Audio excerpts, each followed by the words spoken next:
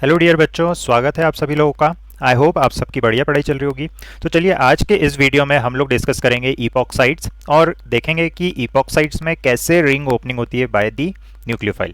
चलिए तो देखिए, इपॉक्साइड्स जो होते हैं ये क्या होते हैं, बेसिकली साइक्लिक ईथर्स होते हैं। ठीक है, अब यहाँ पर अगर हम देखें तो साइक्लिक ईथर्स में कौन से हैं, ये 3 एटम्स जिसमें होंगे। ओके, 3 एटम्स का मतलब यहाँ पर क्या होगा, एक होगा ऑक्सीजन और बाकी होंगे 2 कार्बन। कुछ इस टाइप से यहाँ पर हो रहा होगा, तो इसको हम बोल देंगे क्या, साइक्लिक ईथर्स। ओके, चलिए तो देखिए यहाँ पर आप देख सकते हो, ये जैसे मैंने यहाँ पर सिंपलेस्ट, सबसे सिंपलेस्ट जो ईथर या फिर साइक्लिक ईथर हम बना सकते हैं विथ 3 एटम्स, ये मैंने बना दिया है। ठीक है, अब देखिए इन ये जो ईथर्स हैं इपॉक्साइड्स, इनको और क्या बोलते हैं, ऑक्सीरेंस भी बोलते हैं। ओके, तो ये भी आपको याद रखना है।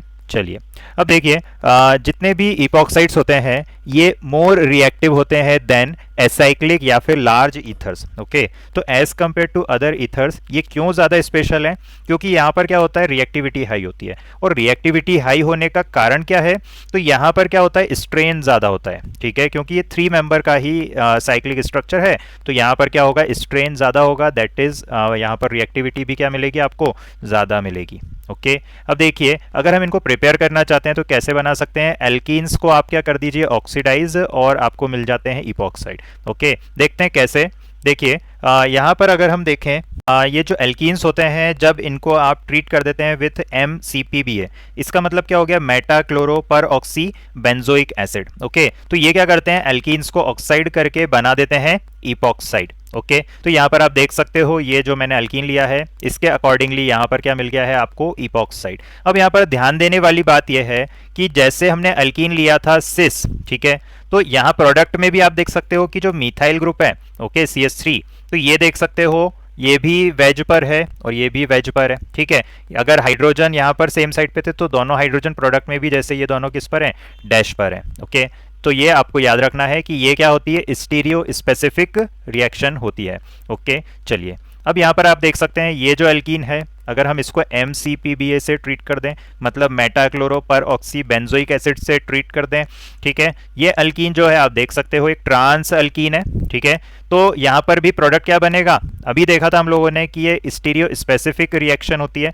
तो देखिए यहाँ पर ये हो गया आपका प्रोडक्ट, और यहाँ पर आप देख सकते हो कि CH3 अगर ये वाला जो है प्रोडक्ट में ये अगर किस पर है, वेज पर है, तो दूसरा CH3 किस पर है, डैश पर। ठीक है, अपोजिट है ये, और इसी तरह से हाइड्रोजन भी अपोजिट है, एक वेज पर एक डैश पर।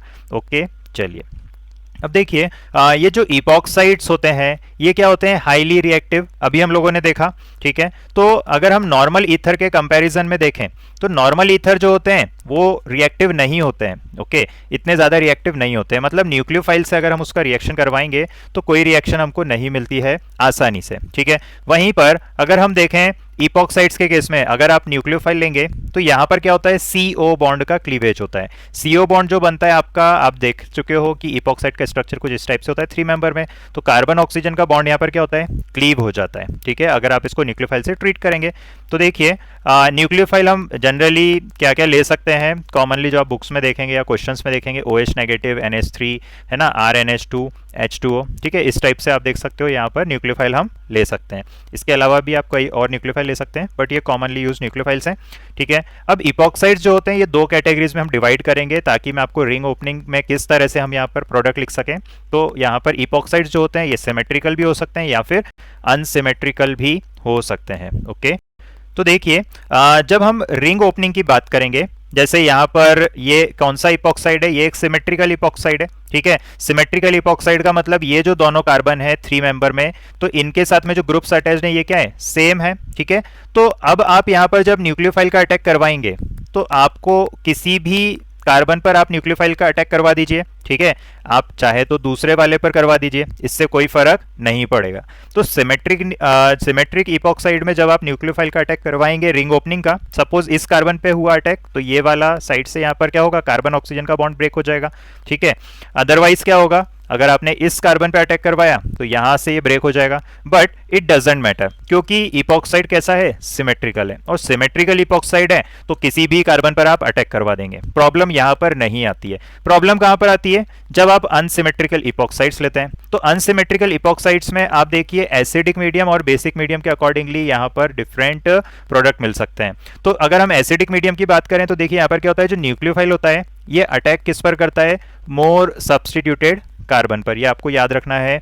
ओके, जैसे यहां पर मैं आपको एक क्वेश्चन से समझाता हूं, ये एक इपॉक्साइड है और अनसिमेट्रिकल इपॉक्साइड है, ठीक है। ये कार्बन आप देख सकते हो कैसा है, ये मोर सब्स्टिट्यूटेड कार्बन है, ठीक है, मोर सब्स्टिट्यूटेड कार्बन है। तो अभी हम लोगों ने क्या देखा था, अभी हम लोगों ने देखा था कि न्यूक्लियोफाइल अटैक किस पर करेगा, मोर सब्स्टिट्यूटेड कार्बन पर।